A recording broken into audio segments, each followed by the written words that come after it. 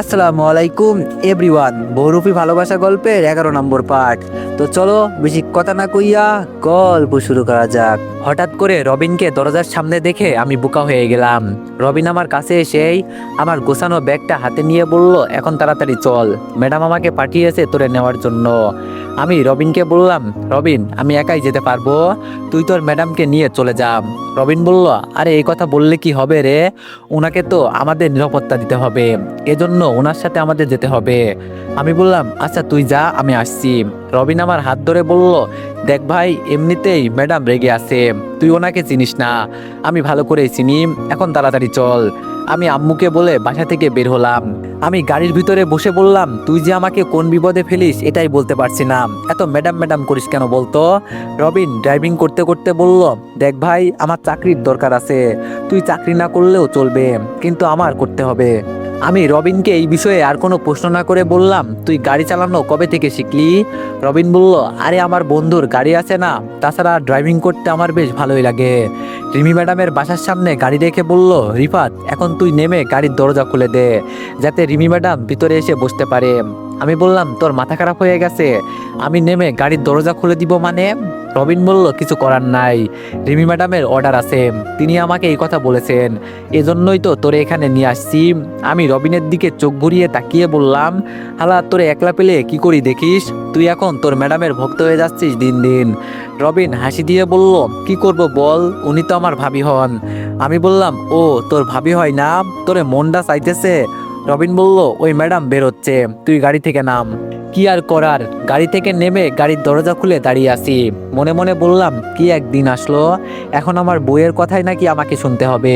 Rimi madam আমার সামনে এসেই আমার দিকে তাকিয়ে ঠাস ঠাস করে আমার গালে 2টা চড় দিয়ে বলল, এই ছেলে, তোমাকে কতবার বলছি, আমার সাথে কাজ করলে কোনো দেরি অথবা বাহানা চলবে না, যদি চাকরি করার ইচ্ছা না থাকে তাহলে চলে যাও। তোদের মতো কত বস্তির পোলাপান আছে যারা চাকরি করতে এক পেয়ে দাঁড়িয়ে থাকে। আমি মাথা নিচু করে বললাম, সরি ম্যাডাম, আর কখনো এমন হবে না। রিমিকে বিয়ে করার পর এই প্রথম ওর সাথে কথা বললাম, তাও উনি আমার গালে সকাল সকাল থাপ্পড় দিলেন। এখন তেমন কিছু বলতেও পারবো না, জানি কিছু বললেই আবার ঝামেলা হবে, এই জন্য কিছু বললাম না। রিমি ম্যাডাম গাড়ির ভিতরে বসে বলল, এই ছেলে, তোমার ফোন সহ মানি ব্যাগ আমার কাছে দাও। আমি বললাম, কিন্তু কেন ম্যাডাম? রিমি ম্যাডাম এবার রেগে আমার দিকে তাকিয়ে জোরে ধমক দিয়ে বলল, তোমাকে যেটা করতে বলেছি সেটা করো, এর বাইরে কোনো কথা বলো কেন? আমি যা বলবো তাই তোমাকে করতে হবে, এটা সবসময় মাথায় রাখবে, ঠিক আছে? আমি পকেট থেকে রিমি ম্যাডামের হাতে মোবাইল আর মানিব্যাগ দেওয়ার পর রিমি ম্যাডাম বলল, সকাল সকাল আমার সাথে বিয়াদবি করার জন্য তোমাকে 3 কিলোমিটার দৌড়াতে হবে, সময় 10 মিনিট, কিভাবে যাবে আমি এটা জানি না। 10 মিনিট পর আমি যদি তোমাকে হাসপাতালের সামনে না পাই তাহলে আর চাকরির আশা করো না। রবিন এখন গাড়ি চালাও। মনে মনে বললাম, এই মেয়ে এখন বেশি বেশি করছে, ওরে তো আমি মনটাই চাইতেছে নিজের গালে নিজেই জুতা দিয়ে মারি। আমি কেন রবিনের কথা শুনে এখানে আসতে গেলাম? হঠাৎ পেছন থেকে আন্টি এসে আমার হাতে কিছু টাকা দিয়ে বলল, বাবা তুমি বাইক দিয়ে চলে যাও, নইলে যেতে পারবে না। রিমি কি বলবে না বলবে এটা দেখো না, আমি চাই রিমিকে তুমি আবার ফিরিয়ে নাও, কিন্তু ও তোমার সাথে যে আচরণ করে দেখে মনে হয়। আমি বললাম, আরে আন্টি বাদ দেন, আর ওকে ফিরিয়ে নিব প্রশ্নই ওঠে না, ও আমার আম্মুকে ধাক্কা দিয়েছে।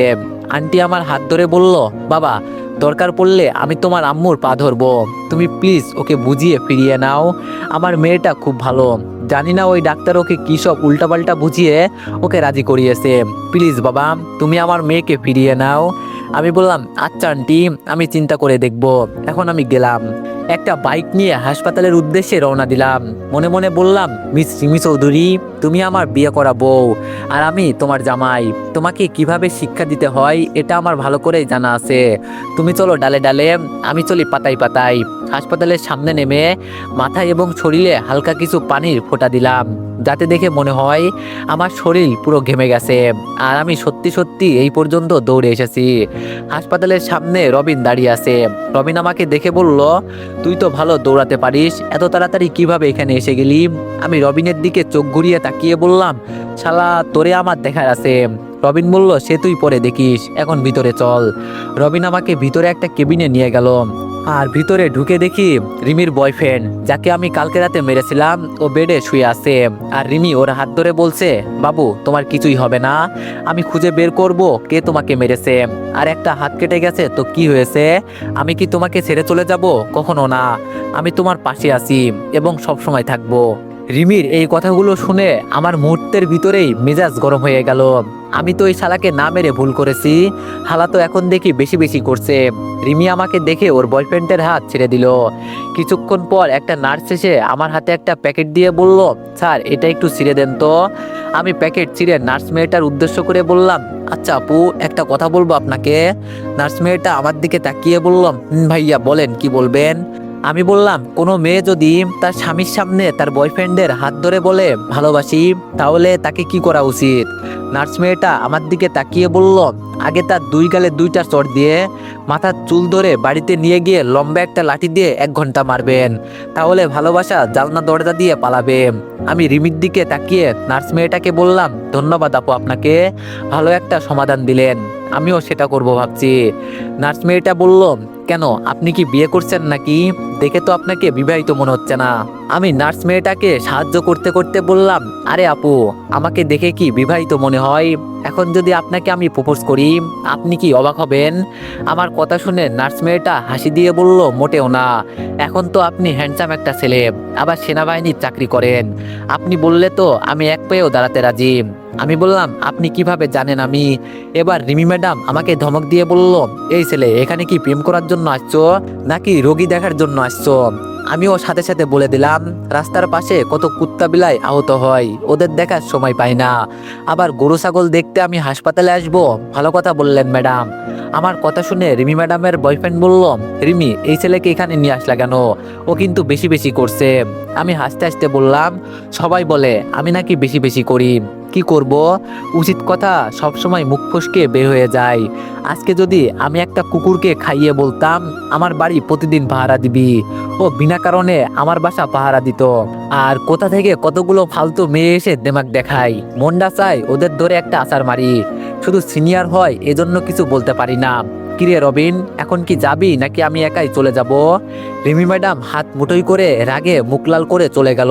মনে মনে বললাম, যাক, জায়গা মতো ওষুধ দিতে পারছি। রিমি ম্যাডাম যাওয়ার পর রবিন আমাকে বলল, তুই তাড়াতাড়ি আয় এখন, নইলে আবার বকা খাবি। সবাই চলে যাওয়ার পর আমি রিমির বয়ফ্রেন্ডের পাশে গিয়ে বসলাম।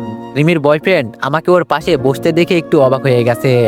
আমি এবার বলতে শুরু করলাম, মাত্র তো একটা হাত কাটলি, পরে কোন কোন জায়গা কাটতে হবে জানিস তো? তুই জানিস রিমির হাজবেন্ড আছে, এরপরও ওর পিছনে পড়ে আসোস। আর একটা কথা, রিমির হাজবেন্ড আমি নিজেই। কি অবাক হলি? অবাক হওয়ার কিছুই নেই। আর একবার আমি যদি তোর আশেপাশে দেখি না, তাহলে তোর গোপন অঙ্গ কেটে কুত্তার বিচির সাথে তোরটা ভাজি করে তোরেই খাইয়ে দিব, এটা মনে রাখিস। আমি রিমির হাজবেন্ড, ওকে কিভাবে নিরাপত্তা দিতে হবে এটা আমি ভালো করেই জানি। নিজের জীবনের ভয় থাকলে ওর সামনে আর যাবি না। তুইও কাউকে বিয়ে করে সংসার কর, হুদয় একটা মেয়ের জন্য তোর হাত কেটে ফেললি। আজকে হাত না কেটে ওটা যদি কেটে যেত, তাহলে রিমি থাকতো বুঝি তোর পাশে। আরেকবার কিন্তু আর এমন হবে না। আমি গলায় হাত দেখিয়ে বললাম, এটা থাকবে না। আর আমি কিন্তু মানুষকে কুত্তার মতো মারতে পারি। তোর জন্য তোর পরিবারের কেউ মারা যাক, এটা কি তুই চাস? সো কেয়ারফুল, ঠিক আছে? আমার কথাগুলো শুনে রিমির বয়ফ্রেন্ডের মাথা থেকে ঘাম ঝরে পড়ছে। দরজার কাছে এসে পিছন ফিরে বললাম, এইসব কথা যদি রিমির কানে যায় তাহলে কি হবে জানিস তো? মা বোন কিন্তু তোরও আছে। তুই পালিয়ে গেলে কি হবে? আমার কিন্তু সব রাস্তা চেনা আছে। আমি এই পর্যন্ত বলে হাসপাতাল থেকে বাইরে চলে গেলাম। আমি জানি এরপর থেকে ও আর হয়তো রিমি ম্যাডামের পাশে আসবে না। আসবে কি, ও তো আমাকে দেখলেই ভয়ে মুতেও দিতে পারে। আমি গিয়ে গাড়ির দরজা খুলে রবিনের পাশে বসতেই রবিন বলল, কিরে, এত দেরি করে আসলি কেন? তোরে বলছি না তাড়াতাড়ি আসবি। আমি মজা করে বললাম, আর বলিস না, নার্স মেয়েটা জোর করছে আমার সাথে প্রেম করার জন্য। কি করব বলতো, মেয়েটা ভালোই সুন্দর আছে, ওকে আমি আশা দিয়ে আসছি, বলছি পরে জানাবো, দেখি কি করা যায়। রবিন আর কিছু বলে নাই, গাড়ি চালাতে লাগলো। অনেকক্ষণ জার্নি করার পর হঠাৎ করে রবিন গাড়ি থামিয়ে বলল, রিফাত, তোর সাথে ম্যাডাম কিছু কথা বলতে চাই, যা তুই গিয়ে ওনার সাথে কথা বলে আয়। আমি গাড়ির দরজা খুলে বের হলাম। তবে এটা আবার কোন জায়গা? এখানে আশেপাশে তো আমি কাউকেই দেখতে পারছি না, তেমন কোনো গাড়ির চলাচল নেই এই রাস্তায়। এখানে কেন আমাকে নামতে বললো? না না, এখানে কোনো না কোনো রহস্য লুকিয়ে আছে। আমি গিয়ে রাস্তার একপাশে দাঁড়ালাম, নিচে তাকিয়ে দেখি নিচে একটা নদী আছে। মনে মনে বললাম, এটাই তো আমার জন্য বেস্ট জায়গা। রিমি ম্যাডাম আমার সামনে দাঁড়িয়ে বলল, আমার পিছন ছেড়ে দে, যত লাখ টাকা লাগে আমি তোরে দিব। রিমির কথা শুনে আমি হাসতে হাসতে বললাম, বাবা ভালো কথাই তো আপনি বললেন।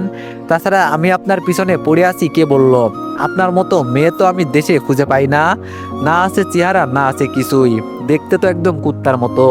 রিমি ম্যাডাম এবার রেগে বলল, আমি যদি এতই খারাপ হই তাহলে আমার পিছনে পড়ে আসুস কেন? আমি এবার রিমির মুখ চেপে ধরে বললাম, তুই আমার বিয়ে করা বউ, 6 মাস পর তোরে আমি ডিভোর্স দিব, কিন্তু তার আগে যদি কোনো ছেলে তোর হাত ধরে, আমি ওর হাত কেটে টুকরো টুকরো করে নদীতে ফেলে দিব। আমি ডিভোর্স দেওয়ার পর তুই বেশ্যালয় যাবি নাকি কোথায় যাবি এটা আমার দেখার বিষয় না, কিন্তু এখন তুই আমার বিয়ে করা বউ, আমি যা বলবো তাই মানতে হবে তোর। রিমি বলল, এই ছেলে মুখ সামলে কথা বল, নইলে কিন্তু খারাপ হবে। আর আমাকে খারাপ বলা তুই কে রে? আমি কিছুক্ষণ চুপ থেকে বললাম, জানেন ম্যাডাম, ছোট থাকতে আমি কাউকে খুব পছন্দ করতাম, তবে এতটাই পছন্দ করতাম যেন তার জন্য নিজের জীবন দিতেও রাজি ছিলাম, কিন্তু হঠাৎ সে কোথায় যেন হারিয়ে গেল। অনেক ভালোবাসতাম আমি তাকে, যেটাকে একতরফা ভালোবাসা বলা হতো, কিন্তু পরে যখন আমার তার সাথে দেখা হয় তখন সবকিছু শেষ হয়ে যায়। ওই মানুষ বলে না, টাকা থাকলে মানুষ মানুষকে চেনে না, ভুলে যায়। তবে আমি তাকে এখনো ভালোবাসি, তাকে ভালোবাসি ঠিকই, কিন্তু তার অহংকারকে নয়। আমার আম্মুকে যেই দিন ও ধাক্কা দিয়েছিল সেই দিন মন চাইছিল ওকে আমি খুন করে ফেলি, অপরাধ করলে আমি করেছি, কিন্তু আমার আম্মু তো আর অপরাধ করে নাই, শুধু তাকে ভালোবাসি বলেই কিছু করি নাই, নইলে। রিমি বলল, দেখ তোর ইমোশনাল কথা শোনার মতো সময় নেই, তুই কে, কোথা থেকে আসলি এটা শুনে আমি কি করব? আমার বয়ফ্রেন্ড আছে তুই তো জানিস, এজন্য ভালোই ভালোই বলছি আমার পিছন ছেড়ে দে, নইলে কিন্তু খুব খারাপ হবে। আমি বললাম, ও মা, খুব খারাপ হবে না? তা আপনি কি করবেন ম্যাডাম শুনি? আর বেশি কিছু করলে জোর করে তুলে নিয়ে গিয়ে বউয়ের অধিকার আদায় করব, এটা তো জানেন। রিমি বলল, আমি তোরে খুব ভালো করে চিনি, এজন্য বলছি তুই আমার পিছন ছেড়ে দে, নইলে আমি তোরে। আমি বললাম, হুম হুম, কি করবেন বলেন শুনি। হঠাৎ রবিন আমার দিকে পিস্তল তাক করে বলল, কি আর করব, গুলি করে মেরে দিব, এটাই করতে বলছে ম্যাম আমাকে। রিমিও আমার দিকে তাকিয়ে বলল, এটাই করবে। আমি রবিনের দিকে তাকিয়ে বললাম, তোরে আমি নিজের বড় ভাইয়ের মতো মনে করতাম, আর তুই কেন করলি এমন? রবিন মাথা নিচু করে বলল, মাফ করে দিস বন্ধু আমাকে, টাকার জন্য মানুষ সত্যি কত কিছু করতে পারে, এর কোনো হিসাব নেই। তোরে মারার জন্য আমি 50 লাখ টাকা পাবো, কি করব বল? টাকার চেয়ে আর কোনো কিছু বড় আছে? টাকা থাকলে সব কিছু হয়, জানিস তো। রিমির দিকে তাকিয়ে বললাম, কেন এমন করলেন? আমি কি সত্যি এতটাই খারাপ একটা ছেলে? রিমি বলল, কি করব বল, তুই আমার পথের কাঁটা, তুই অন্য মেয়েদের সাথে কথা বললে আমার গা জ্বলে, আর তুই থাকলে আমি কোনোদিন আমার বয়ফ্রেন্ডকে বিয়ে করতে পারবো না। আমি বললাম, স্বামী থাকতেও ভালোবাসায় অন্ধ হয়ে গেলেন, একদিন ঠিকই বুঝবেন, তবে আমি আপনাকে খুব ভালোবাসি। আম্মুকে ধাক্কা দেওয়ার পরেও আমি আপনাকে ফিরিয়ে নিব ভাবছিলাম, কিন্তু আপনি এটা করতে পারলেন। রিমি বলল, এই রিমি পারে না এমন কোনো জিনিস নাই, আমি এখন বুঝে গেছি মানুষ কতটা স্বার্থপর হলে এমন কাজ করতে পারে। রবিন গুলি করার আগে আমি সরাসরি নিচে লাফ দিয়ে পড়লাম নিজেকে বাঁচাতে, আর উপর থেকে রবিন আর রিমি গুলি ছুটছে। নিচে পড়ার আগে শুনলাম রবিন বলল, ও বাঁচবে না ম্যাডাম, আপনি কোনো চিন্তা করবেন না। আমি ধীরে ধীরে নদীর পাড়ে ওঠার চেষ্টা করছি, কিন্তু এখানে আশেপাশে রবিন থাকতে পারে, এই জন্য যেখানে পড়ছিলাম এর থেকে অন্য সাইডে যেতে লাগলাম। ধীরে ধীরে নদীর পাড়ে উঠে জঙ্গলের ভিতরে চলে গেলাম। জঙ্গলের ভিতরে গিয়ে এক নিরাপদ জায়গায় গিয়ে বসলাম। হঠাৎ করে দেখি ফোনটা বাজতে লাগলো, পকেট থেকে ফোনটা বের করে দেখি ফোনটা পানিতে ভিজে একদম শেষ হয়ে গেছে। ফোনের স্ক্রিনে রাসেল নামটা ভেসে উঠলো। আমি একটা জিনিস বুঝি না, বিপদ কেন আমার পিছু ছাড়ে না? আমি তো কারো কোনো ক্ষতি করি নাই, কিন্তু এরপরও বিপদ আমার পিছু ছাড়ছে না। তবে এখন আমার সবচেয়ে বেশি খারাপ লাগছে, রিমি আমার সাথে এটা করতে পারলো। রিমিকে আমি এতটা ভালোবাসি যেটা বলার বাইরে। ভাবছিলাম ওকে বুঝিয়ে বললে সবকিছু হয়তো ঠিকঠাক হয়ে যাবে, কিন্তু ও আজকে থেকে সবকিছু শেষ করে দিল। আমার সাথে এখন ওর কোনো সম্পর্ক নেই। খুব আশা ছিল রিমিকে নিয়ে সাদাসিধে একটা সংসার করব, কিন্তু ও তাও হতে দিল না। এখন নিজেকে এমনভাবে পরিবর্তন করব যেটা বলার বাইরে। রিমির চাকরি আমি শেষ করে দিব। ও তো চাকরির জন্যই এটা আমার সাথে করছে না, ওকে আমার দেখার আছে। নিজেকে এখন খুব সুন্দরভাবে পরিবর্তন করব। তবে পরিবর্তন করব ঠিক আছে, এই পরিবর্তন হবে খুব ভয়ঙ্কর। কিভাবে যে কি করব কেউ বলতেও পারবে না। রাসেল একটার পর একটা কল দিতে লাগলো। আমি ফোন রিসিভ করে বললাম, বল কি বলবি। রাসেল হাসতে হাসতে বলল, ভাবছিলাম তোরে ছেড়ে দিব, কিন্তু তুই সেই দিন আমার বোনের সাথে খুব খারাপ ব্যবহার করলি। তুই তো নিজেকে খুব হিরো মনে করিস না? যদি সাহস থাকে তাহলে আমার এলাকায় আয়। তুই নাকি আমাকে মারতে চাস? তোর কেমন সাহস আছে আমিও দেখতে চাই। আমি বললাম, তোর সাথে কথা বলার মতো মুড আমার নাই। তুই যদি আমার কিছু করতে পারিস তাহলে করে দেখা। তুই বললে আমি তোর পিছু ছুটবো। তুই যা ইচ্ছা তাই কর, তাতে আমার কিছু যায় আসে না। রাসেল বলল, আজকে রাতে আমি চাচিকে অপহরণ করে নিয়ে যাব। যদি তোর ক্ষমতা থাকে তাহলে আমাকে আটকিয়ে দেখা। আমি বললাম, ও তাই নাকি, আচ্ছা ঠিক আছে, তোর যদি সাহস থাকে তাহলে তুই আয়, তোরে আমার দেখার আছে। রাসেল বলল, ওকে, তাহলে এই কথাই রইল। তোর বাসায় আজকে রাতে আসবো, চাচিকে বলিস ভালো মন্দ কিছু রান্না করে রাখতে। এই কথা বলে রাসেল ফোনটা কেটে দিল। ফোনটা নিচে ফেলে বসে চিন্তা করছি, এখন যদি আমি রাসেলকে না আটকাই তাহলে ও সত্যি সত্যি অনেক কিছু করে ফেলবে। আর আজকে থেকে আমি এটা প্রমিস করছি যে আগামী 3 দিনের ভিতরে রিমির চাকরি আমি শেষ করে দিব, ওর পুরো জীবনটা আমি ধ্বংস করে দিব। আমাকে ও মারার জন্য এখানে নিয়ে আসছে, ওর তো সাহস কম না। এত সহজে আমি ওকে ছেড়ে দিব কখনো না। আর রবিন, তোর কথা মনে হলে আমার খুব হাসি পায়। তোরে আমার কেমন যেন অসহায় অসহায় লাগছে। সামনে এমন কিছু হতে পারে আমি তোরে মারবো, আর তুই আমার বাদরে মাপ চাইবি, কিন্তু আমি তোরে মাপ করব না। জীবনে অনেক কিছু করেছি, কিন্তু আজকে রবিন আর রিমি মিলে আমার সাথে যা করেছে এটা বলার বাইরে। আমার এখন হাতে চুলকানি উঠেছে ওদের মারার জন্য। তবে আমি আমার কাজে কাউকে নিব না, যদি পারি একা কিছু করব, নইলে নাই। তবে বারবার ঘুরে ফিরে শুধু রিমির চেহারাটাই আমার সামনে ভেসে উঠছে, ওকে যেন আমি কোনোভাবেই ভুলতে পারছি না। ফোনটা হাতে নিয়ে রিয়ার নাম্বারে কল দিলাম। রিয়া ফোন রিসিভ করে বলল, রিফাত বল, তোর কি খবর, চাকরিতে জয়েন করলি নাকি? আমি বললাম, তোরে একটা ঠিকানা আমি মেসেজ করে দিছি, দেখ, একটা বাইক নিয়ে ওখানে চলে আয়, আমি ওখানেই আসি। রিয়া বলল, তুই না বললি আজকে থেকে তুই ডিউটিতে জয়েন করবি?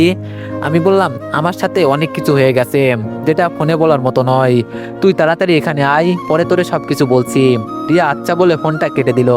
আমি এবার জঙ্গল থেকে বের হয়ে রাস্তায় গেলাম, কিন্তু এই রাস্তায় তেমন কোনো মানুষ বা গাড়ির চলাচল নেই। রবিন আর রিমি মিলে খুব ভালো একটা বুদ্ধি বের করেছিল আমাকে মারতে, কিন্তু পারে নাই। আমি রাস্তার একপাশে বসে বসে চিন্তা করছি, রিমি আমার বিয়ে করা বউ, বউ মানেই তো অর্ধাঙ্গিনী, আর ও আমাকে মারতে কি নাই পর্যন্ত নিয়ে আসছে। আমি সত্যি অনুমান করেছিলাম যে ওরা কোনো যুক্তি করে আমাকে এখানে নিয়ে আসছে, কিন্তু আমাকে যে মারার জন্য এখানে নিয়ে আসবে ভাবতেও পারি নাই। ও নাকি ওর ভালোবাসার জন্য এইসব করছে। আচ্ছা যদি এমন হয়, ওর ভালোবাসার মানুষকে ওর নিজের হাতেই খুন করে, তাহলে কেমন হবে? তাহলে খুব ভালো হবে আমি মনে করি। আগে যা একটু মায়া ছিল ওর উপর, এখন সেটা উঠে গেছে। বসে বসে এইসব চিন্তা করছি, আর এর ভিতরেই রিয়া চলে আসলো। রিয়া আমাকে দেখে বাইক থামিয়ে আমার কাছে এসে বলল, কিরে রিফাত, তোর কি হয়েছে? তোর শরীর এমন ভিজে আছে কেন? রিয়াকে দেখে আমি দাঁড়িয়ে বললাম, ও তুই তাহলে আসলি। আমি আমার প্যান্ট থেকে বেল্টটা খুলে রিয়ার হাতে দিয়ে শরীর থেকে শার্টটা খুলে বললাম, ওটা দিয়ে আমাকে কিছুক্ষণ মার, নইলে আমার শরীর থেকে রাগ কমবে না। রিয়া বেল ফেলে বলল, কি হয়েছে আগে এটা তো বলবি, আর এমন পাগলামো করার কি আছে? আমি নিচ থেকে বেলটা হাতে নিয়ে রিয়ার কাছে দিয়ে বললাম, তুই আমার বান্ধবী, আমি আমার বিপদ আপদে সবসময় তোরেই পাই, তবে আজকে তুই কোনো প্রশ্ন করবি না। তুই আমাকে 10 মিনিট ইচ্ছে মতো মার, কোনো রকম প্রশ্ন করবি না। যদি এটা না পারিস তাহলে আমি বুঝবো সকলের মতো আমার সাথে বেইমানি করলি, আর যদি এটা না করতে পারিস তাহলে আজকে থেকে তুইও আমার শত্রু হয়ে গেলি, আমি এটাই মনে করব। রিয়া আমার কথা শুনে অবাক হয়ে তাকিয়ে আছে আমার দিকে। আমি যে ওরে এমন কিছু বলবো ও ভাবতেও পারে নাই। রিয়া আমার দিকে তাকিয়ে বলল, কিন্তু রিফাত। আমি বললাম, কোনো কিন্তু বলিস না, তুই পারবি আমি এটা জানি। রিয়া আর কিছু বলে নাই, কাপা কাপা হাতে আমাকে আঘাত করতে লাগলো। রিয়া আমাকে কিছুক্ষণ মারার পর আমি ক্লান্ত হয়ে নিচে বসলাম। হঠাৎ করে রিয়া আমার একটা হাত জড়িয়ে ধরে কান্না করতে করতে বলল, প্লিজ আমাকে তুই মাফ করে দে, আমি তোরে মারতে চাই নাই, আজকাল তোর কি হয়েছে এটাও বলিস না। আমি কিছু জিজ্ঞেস করলে তুই বলতে চাস না কেন? আমি সরাসরি রিয়াকে উত্তর দিলাম, রবিন আর রিমি আমাকে মারতে এই পর্যন্ত নিয়ে আসছে। রিয়া চোখ বড় বড় করে আমার দিকে তাকিয়ে বলল, কি? আমি বললাম রবিন আর রিমি গুলি করে আমাকে মারতে চেয়েছিল। ভাগ্য ভালো যে আমি আগে সবকিছু বুঝতে পেরেছি, এই জন্য নিচে ঝাঁপিয়ে পড়ছি। রিয়া আমার কথা শুনে হতাশ হয়ে বলল, মানলাম স্বামী স্ত্রীর ঝগড়া হতেই পারে, এমনকি ডিভোর্সও হতে পারে, কিন্তু তাই বলে এমন নয় যে নিজের স্বামীকেই খুন করতে হবে। এটা আবার কেমন বিষয়? আমি তো কিছুই বুঝতে পারলাম না। আমি বললাম, এত কিছু তোর বুঝতে হবে না, এখন আমি বুঝে গেছি কিভাবে কি করতে হবে। রিয়া আমার দিকে তাকিয়ে বলল, তুই এখন কি করতে চাস? আমি রিয়ার দিকে তাকিয়ে বললাম, এখন বাইকের চাবি দে। রিয়া আমার হাতে বাইকের চাবি দিয়ে বলল, তুই এখন কি করবি সেটা তো বল। আমি বললাম, তুই শুধু আজকে আমাকে একটু সাহায্য কর, পরে আর কিছু আমার জন্য তোর করতে হবে না। তুই তোর বান্ধবীদের রেডি থাকতে বল, আজকে নতুন কিছু করব। আমি সবাইকে দেখিয়ে দিব এই রিফাত কি জিনিস। রিয়া বলল, তুই কি করতে চাস বলতো? আমি বললাম, অনেক কিছু করব, আগে তুই বাইকে ওঠ। রিয়াকে নিয়ে সরাসরি বাজারে চলে গেলাম। নিজেকে যতটা পরিবর্তন করা লাগে আমি আজকে তাই করছি। মাথার চুল সব ন্যাড়া করে দিলাম, সব কিছু কেটে একদম চেহারা পরিবর্তন করে ফেলেছি। হালকা কিছু কিনে মার্কেট থেকে বের হলাম। বাইকে বসার পর রিয়া আমাকে প্রশ্ন করলো, এখন তুই কি করতে চাস বলতো? আমি বললাম, এখন তুই বাসায় যাবি, নইলে তোর বান্ধবীদের বল পিস্তলের ব্যাগগুলো আমার কাছে দিয়ে যেতে, আজকে আমি বড় কিছু করব। রিয়া বলল, দেখ রিফাত, রিমি একজন সেনাবাহিনীর মেজর, ও সরকারি চাকরি করে, ওর বিরুদ্ধে কিছু করতে হলে আমাদের বুঝে শুনে করতে হবে। আমি বললাম, তোরে আমি কোনো বিপদে ফেলবো না, এটা তোর চিন্তা করতে হবে না। আমার শুধু কয়েকজন লোক দরকার যারা আমার হয়ে শুধু আজকের দিনটাই কাজ করবে। রিয়া বলল, আচ্ছা যা, শুধু আজকে আমি সহ আমার বান্ধবী তোর হয়ে কাজ করবে, শুধু আমাদের বিপদে ফেলিস না, এটা মাথায় রাখিস। আমি বললাম, সবাইকে মাস্ক পরে আসতে বলবি, আর সবার হাতে যেন একটা করে শর্ট রেঞ্জের গান থাকে। তো এভরিওয়ান, নেক্সট পার্টের জন্য সবাই একটু বেশি বেশি লাইক আর কমেন্ট করে দিয়েন। ধন্যবাদ।